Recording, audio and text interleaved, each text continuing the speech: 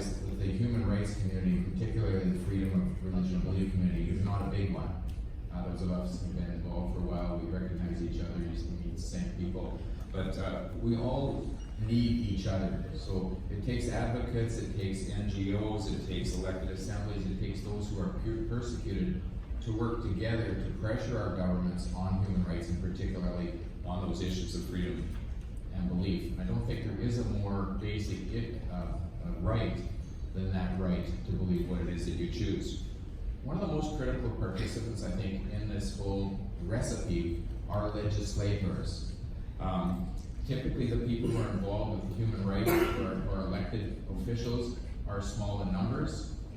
They are often very courageous and determined people, and they're typically usually on the outside of the power structure, even within their own parties, within legislatures.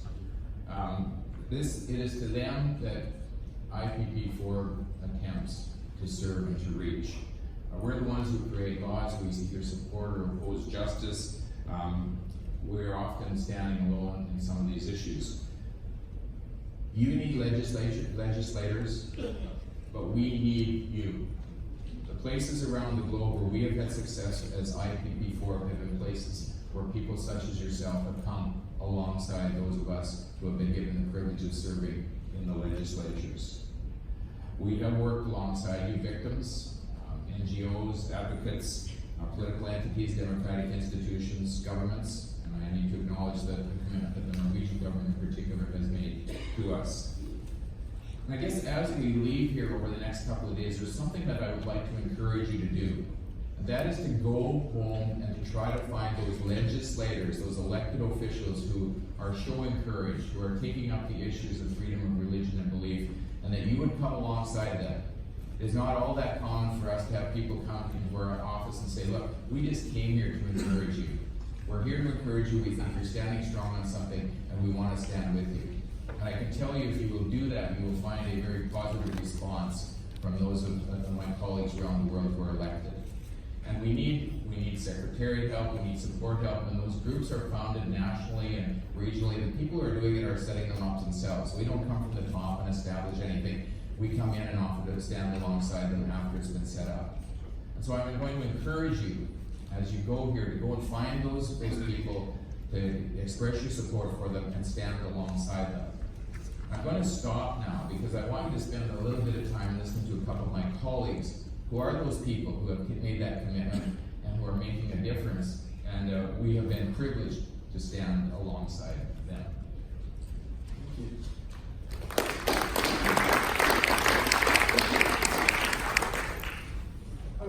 Thank you, Max and David. Good afternoon. My name is Lena Mariana. As introduced, that I am a member of Parliament in Indonesia, and I've been asking to talk about the parliamentarians working together to advance the freedom of religion or beliefs, and I would also to take this opportunity to share our works and experiences in Southeast Asia, and also the recent project that endorsed by IPP4, and in Southeast Asia, we are gathered in ASEAN Parliamentarians for Human Rights, and in this APHR, we have what we call as a working group on freedom of religion or belief. And as you may understand, that Indonesia is the biggest Muslim country in the world, because Indonesia consists of almost 90% Muslim. But on historical background, since Independence Day in 1945, Indonesia has recognized the freedom of religion or belief by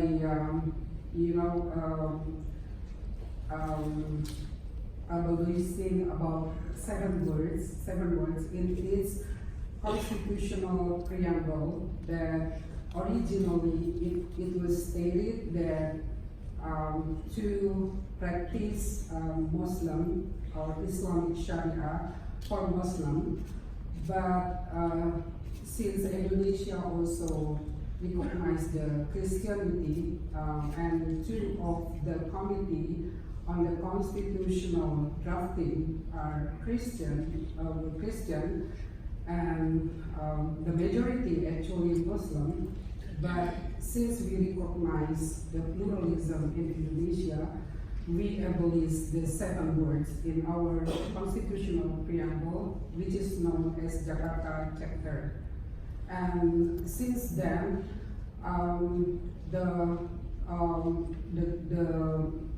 the state recognized the 5 biggest religions, but not until recently, on November 2018, that the Constitutional Court issued the verdict that recognized the believers in Indonesia. So they have been struggled for a long time, and the Constitutional Court recognized these believers because usually in our identity card, in ID, so only the believers didn't recognize on the religion space. In our ID card, there is a religious space, and only the believers that cannot omit it or recognize. But the Constitutional Court, as I said, that issued the verdict that the believers also recognized in our country, and they can put their beliefs in the ID card. So it's quite different with the Malaysia case, for example, because the APHR on the working group of 4 had a mission last year in Malaysia. So in Malaysia, you can find on their ID, only Muslim can put the religions on the ID. And we have been discussing with the JAKIM. JAKIM is the state religious affairs in Malaysia. To some of them are kind of rejected this kind of discrimination. But again, that in Indonesia, I would like to tell you that the situation is now in good spare because the presidential election has already resumed last 2 weeks. And as you may know, since 2017 there were blasphemy accusation to one of the governor, the Christian governor. And I would like to tell you and conclude my presentation here that I'm from the Islamic party. I'm from the biggest Muslim party, but we endorse the non-Muslim governor candidate on the 2017 governor election in Indonesia. And you know that we have been punished by our constitution, and we lost about 20 seats this 2019 election. But we are working on to still stand for the pluralism in Indonesia. Even though we are as the Muslim or Islamic party, the biggest one, the old one, but we stand for the pluralism in Indonesia, despite that we lost the election because we don't want to put our country's country's unity because of the 5 years election. So we still working on it to be stand for the pluralism in Indonesia. Thank you.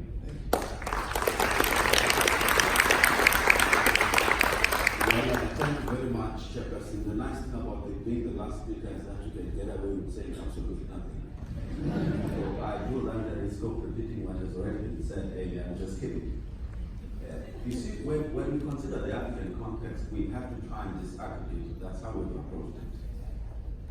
As a network of parliamentarians who established African Parliamentarians Association for Human Rights, it's the regional version of I-34.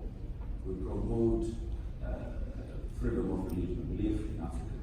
But the context in Africa is slightly different in the sense that in most African countries, form as a principle, as a human rights, is a constitutionally prescribed principle.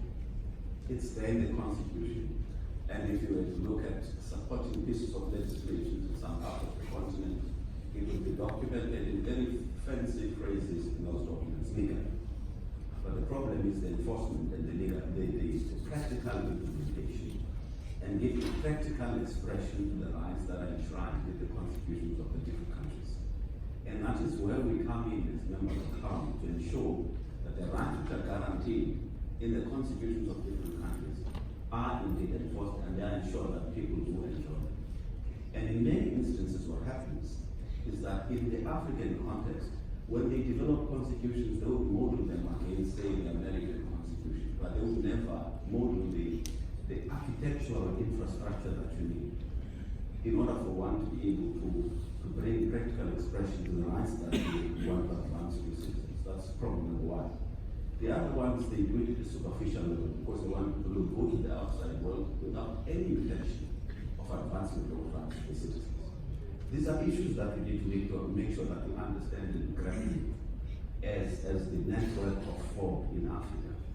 That's why it's important for us to approach a very disaggregated approach. We look at regional level to say, what are the issues, for example, in West Africa? What are the dynamics in that region? What are the challenges? For instance, if we were to consider, in South Africa, while Christians are a majority, in Sudan they are a minority. But if you go to the Democratic Republic of Congo, while Christians are a majority in certain regions, but in some parts of the regions, they're a minority, Muslims are a majority. And in those many instances, we do find form violations.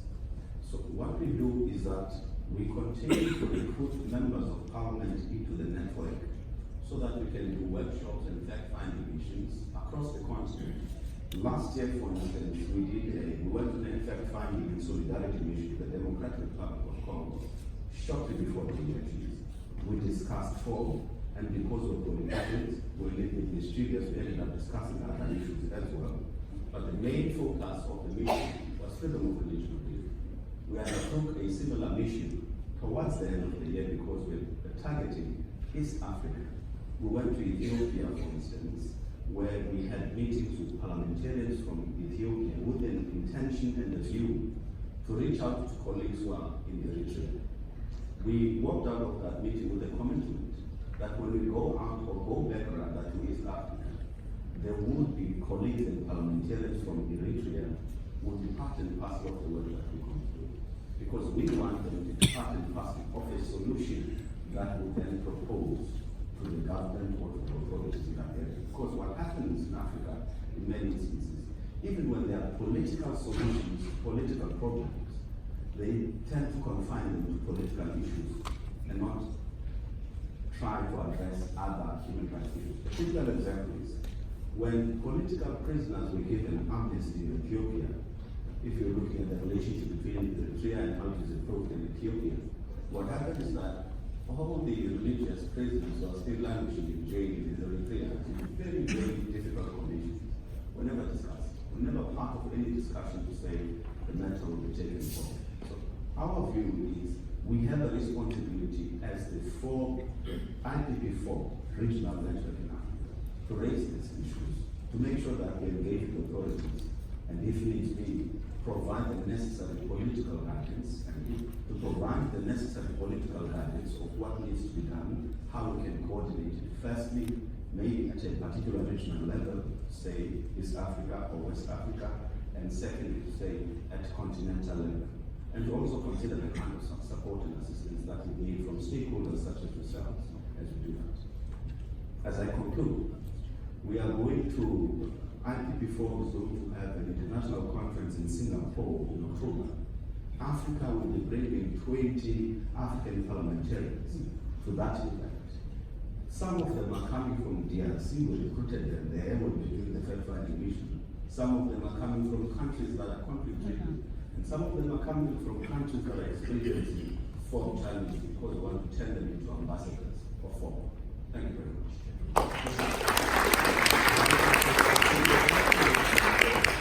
Thank you. 15 minutes we have left, I have a couple of questions I think we'd all like to hear your perspective on. We've got this incredible gathering of members of civil society from all around the world, from different faith communities, different perspectives on religious freedom and how to best move forward.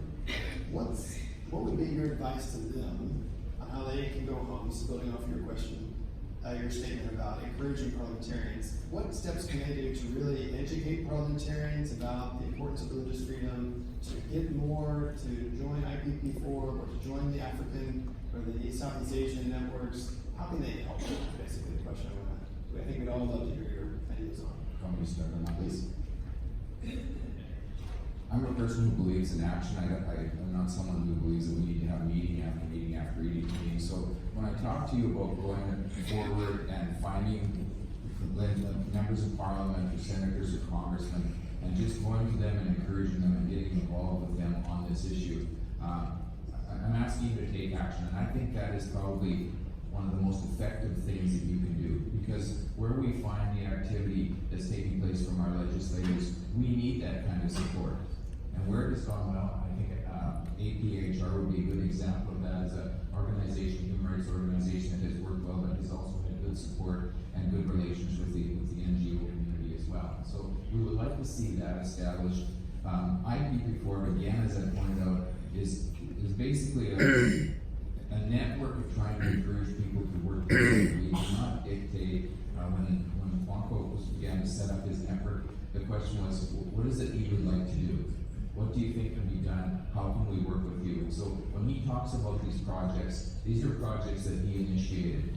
We would love to have some of you come alongside him, NGOs and CSOs come along and say, can we help you? Can we provide you with some secretarial help or some assistance or administration? Because those are the things that those of us who stand alone as legislators don't always have very much of.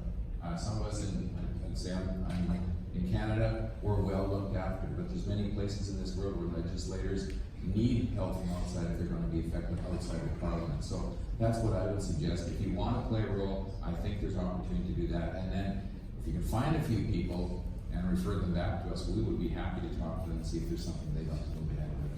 Yes, so the biggest challenge, especially in Indonesia and other countries in Southeast Asia, is to outreach the other entities to involve in this working group, because until now the number is not increasing impressively, because only few that would like to join this working group. But despite of that, we have some of the kind of ambassador inside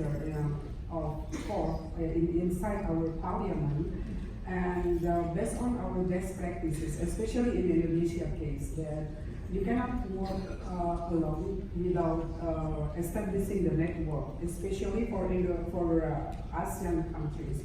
We have IPA, Association of Parliamentarians in Southeast Asia. So we always raise the issue of this forum and to get engagement from other MPs. But other things that are also important that also to get involved the NGO, because that sometimes not all the parliamentarians knows better about the forum issues. Especially, I am the good example, because when I joined the APHR and the working group, so they provide me with the toolkits, with the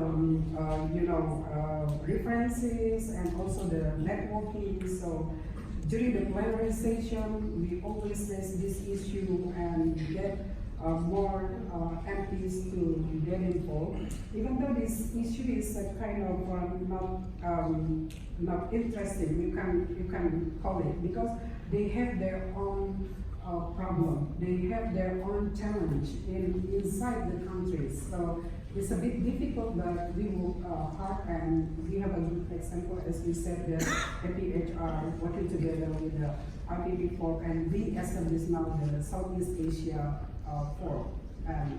Even though it's just recently, but we are very optimistic that this network we can work well, especially supported by IPP4. Well, yes, it would help us as we try to find customized solutions to different countries across the region. As I was saying earlier, you have countries that are committed to FOB, you have countries that have FOB as a constitutional value, but there's no political will to advance it. There are countries that don't have FOB at all. But there's also an attitude in Africa where they think FOB is a Western construct of the human race, or as to use an African phrase, it's a nice life problem. We have other pressing issues to focus on right now. So, as a parliamentarian that works on this issue on a daily basis, firstly, we want quality and one quality support, because it's very easy to lose credibility, especially when you're trying to hold governments of other countries to account on issues that you might know very little about. You might understand the political dynamics at play, but not necessarily understand the complexities that have to do with form in a particular region. So the support will be with the quality material and whatever other resources that will help us to facilitate our work as parliamentarians as we continue to try and hold governments to account in our respective regions. That's great. Just the last question as we begin to wrap up. I want everyone to know that Mr. Anderson is retiring from Parliament after more than a decade of service. Is that right? And he's been a stalwart advocate for religious freedom for everyone around the world, a cornerstone of IPP. So we'd be remiss not to just give him a round of applause. Just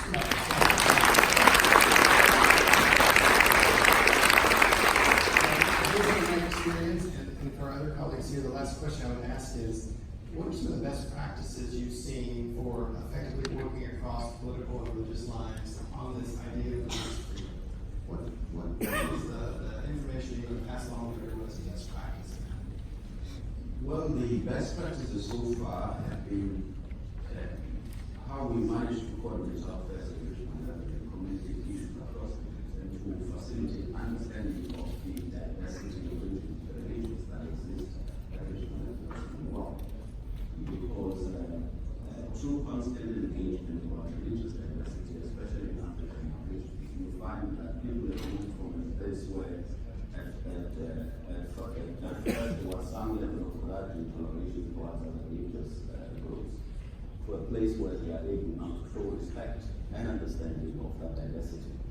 And we're moving to a point where I think we're able now to build on the strengths and the capabilities that come with the diversity that we have in our team. As a result, we're moving to a level where we're saying, even in our ministerial committee, the diversity of religions that exist in the African continent should be reflected somehow. Obviously, we'll be limited by the number of people in the steering committee, but active steps have been undertaken to ensure that it happens, so that it becomes reflective of the religious communities around the continent. Yes, I think that the best practices that first that we have to put the principle that we respect others, development of the FORD in every countries, especially in Southeast Asia. If you see that one country, for example, they don't ratify the answer, for example, that we didn't or we don't blame them that why you don't do that, why you don't ratify this international covenant, etc. But we educate each other.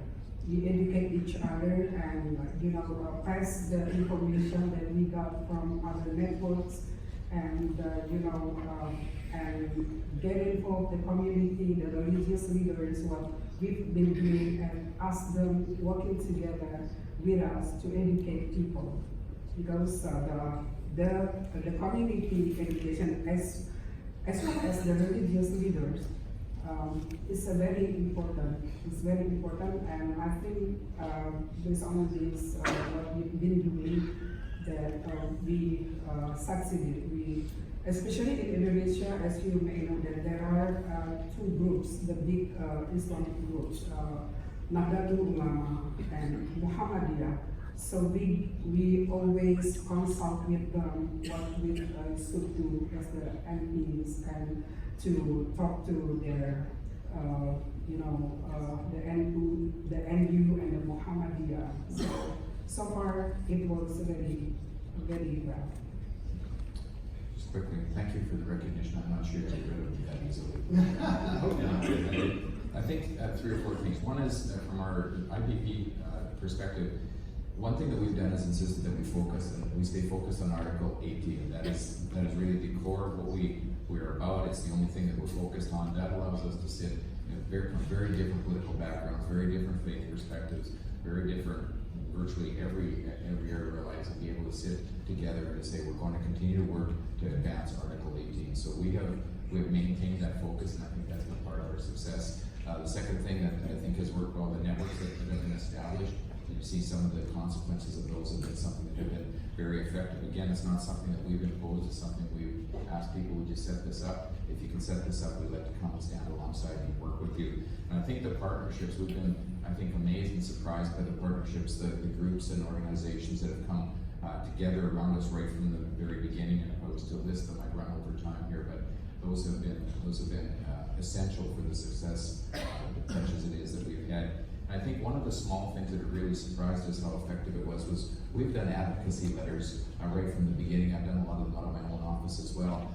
It's one thing when one parliamentarian writes an advocacy letter. It's something different when 15 parliamentarians from one country write a letter and send it to an embassy. But there's a completely different level of effect when you have 30 or 40 parliamentarians from 30 or 40 countries who are writing to 30 or 40 embassies, and each of those ambassadors has to report back to their country that this has become an issue.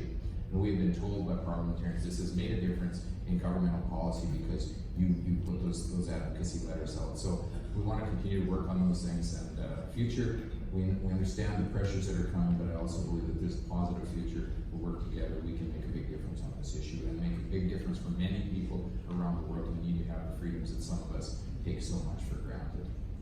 Thank you. Join me in thanking them.